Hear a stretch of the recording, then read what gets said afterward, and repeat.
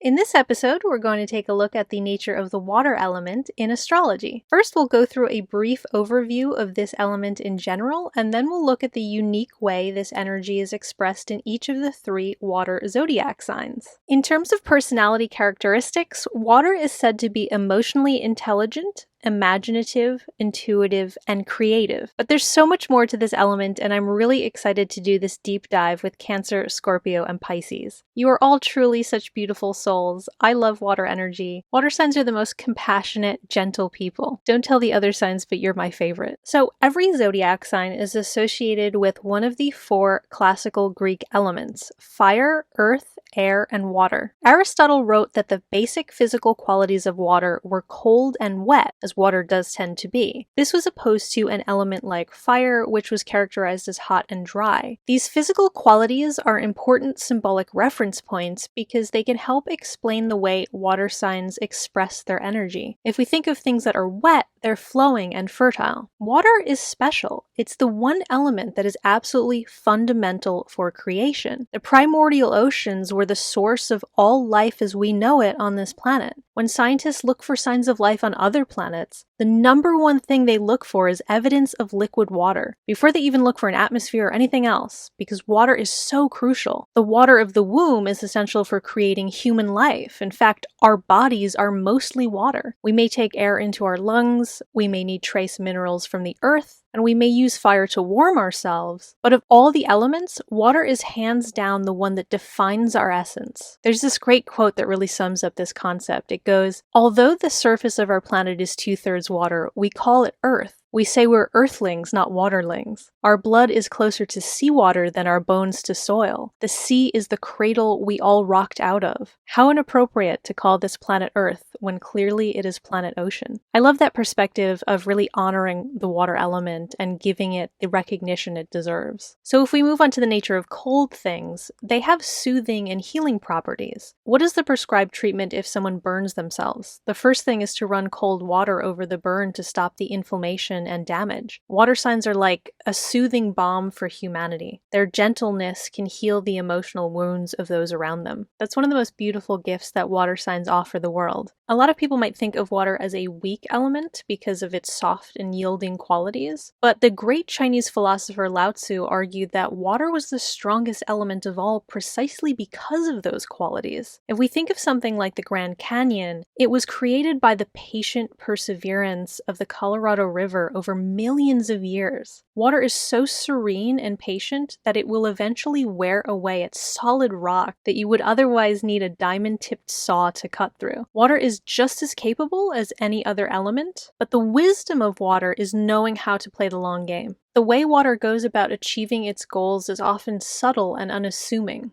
And that's what makes it so powerful. So now I'm going to get into a breakdown of each individual water sign. Timestamps will be in the description so you can skip to your sign. I recommend listening for your rising sign if you're looking to understand more about your personality. If you don't know your rising sign, that's okay. You can always listen to your moon sign or your sun sign. And you can listen for other planets too, which will provide a better understanding of specific areas of your life. For example, if you have Venus, the planet of love, in a water sign, then these interpretations I'm about to get into will help explain a bit about how you experience relationships. Cancer represents the life-giving and emotionally supportive nature of water. The highest good resembles water: vast depth, selfless giving, great capability. That quote from the Tao Te Ching is a great depiction of the way Cancer manifests water energy. Think about the biodiversity in tide pools and the warm coastal waters where marine life comes to give birth and raise their young. According to the World Wildlife Foundation, about 90% of marine life lives in those coastal habitats. Cancer embodies that warm and nurturing quality. There's a safety in shallow coastal waters. The big ocean predators can't swim in too close to shore, so there's a protective buffer zone. And Cancer has that protectiveness to them as well. In the same way gentle waters foster young aquatic life, Cancer is a sign that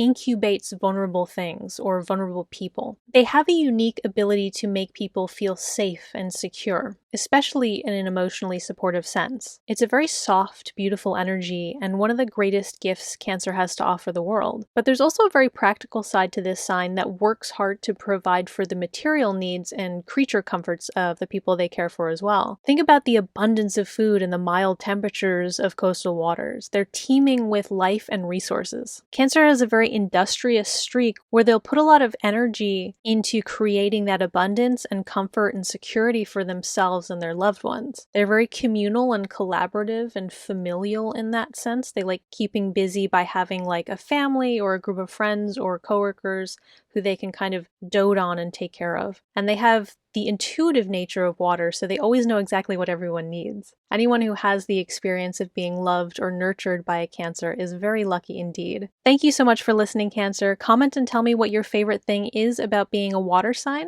Leave a like if you enjoyed this, and please subscribe. I would be so happy to have you with me. Scorpio embodies the depth and the determination of the water element, and also the merging, unifying property of water. If you drop a single drop of water into a larger body of water, the drop becomes indiscernible from the rest of the water. It's impossible to tell where the drop ends and the rest begins. They all just meld and become one. And Scorpio manifests that watery quality in an emotional sense, where they have this desire to merge with another on a very deep, soulful level. All water signs feel that desire to some degree, but Scorpio experiences it the strongest. They yearn for that soulmate deep emotional bond. It's written in the Tao Te Ching that nothing is so soft as water, yet who can resist the deluge of a flood? Scorpio is such a powerhouse because much like water, they will eventually wear away at even the hardest rock, the hardest obstacle. Scorpio is very goal-oriented and persistent in achieving their goals in a very watery way, though, in the sense that it's not so much about direct action or assertiveness, it's about patience and good strategy. Scorpios are brilliant tacticians. They're like chess masters. They kind of quietly wait and watch and plan, and then they'll all of a sudden release the floodgates and sweep everyone away with precision timing. And their success lies in their ability to have that immense patience. Scorpios are always planning something for like 20 years down the road, and it's not usually some dastardly world domination scheme, contrary to popular belief. Scorpios get a bad rap for being mean or vindictive in a lot of the cheap mass market astrology content floating around out there. And I have no idea where this comes from because it's completely opposite to the true nature of Scorpio. Scorpios are actually complete sweethearts, and they are literally the softest, most sensitive people. But most people will never get to know that because Scorpios are so sensitive. They have to create a set of armor like the exoskeleton of the scorpion to protect themselves. In terms of the water element, Scorpio is like a lake with a frozen crust of ice on top. There's a lot going on under the surface. There's endless depths of emotion under there, but most people only glance off the surface of the ice and have no idea of the rich world that exists underneath. And all I would say to those people who only have that superficial surface level interaction is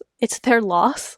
To know a Scorpio truly, to be one of the privileged few who is trusted enough to be allowed into their deep waters, what a beautiful and profound gift that truly is. There is no greater honor than being allowed into a Scorpio's inner circle. It's an emotional bonding experience unlike any other. And that's one of the most incredible things Scorpio offers the world. Thank you so much for listening, Scorpio. Comment and tell me what your favorite thing is about being a water sign. Leave a like if you enjoyed this, and please subscribe. I would be so happy to have you with me. Pisces. If there is magic on this planet, it is contained in water. That's such a good quote to describe the way Pisces manifests the water element. Pisces embodies the imaginative, intuitive, creative, and compassionate aspects of water. There's something very delicate and mystical and almost surreal about Pisces. They're like a fairy, or since it's a water sign, like a mermaid or a siren. There's an all-encompassing, enveloping vastness to the water element. Imagine floating in a state of suspension in the ocean, the way the water carries your body and you become weightless. That kind of ethereal floating sensation where one is free of the laws of physical reality. Pisces is doing that on a creative and an emotional level. They're disconnected from the limitations of reality, and that's why they often have such an immense creative of potential and capacity for empathy. Because as much as they are disconnected from the rigid rules and structures that confine other signs, Pisces is actually very deeply connected to the imaginative and emotional realms, the wavelengths of the universe. They see the unseen, they know the unknown. Pisces is born understanding how to tap into states of consciousness that the rest of us might spend years practicing meditation to achieve. They have such an empathic relationship with the world because it's part of the way they express the immersiveness of the water element to be so permeable, to exist with no boundaries. There's no distinction between themselves and others, between reality and dreams. They don't necessarily distinguish between their own pain and someone else's pain, or their own desires and someone else's desires. Pisces will often take on the emotional burdens of others very selflessly, and they'll internalize it so much that it really becomes their own, which is a beautiful gift that they can offer other people when it's in the context of a mutually supportive relationship where the Pisces is also getting their emotional needs met. But at times, that unconditional love and acceptance that Pisces offers actually leaves them vulnerable to energy vampires and narcissists, predators who want to drain them of their empathic resources. So a good lesson for Pisces to learn is when to direct their empathy and love inward and choose themselves and their own best interest if people around them are not treating them appropriately. Because Pisces, you are incredibly beautiful, important souls, and anyone who gets to be close to you is very fortunate. You deserve to have people in your life who value and cherish you and support you as much as you support them. Thank you so much for listening, Pisces. Comment and tell me what your favorite thing is about being a water sign. Leave a like if you enjoyed this, and please subscribe. I would be so happy to have you with me.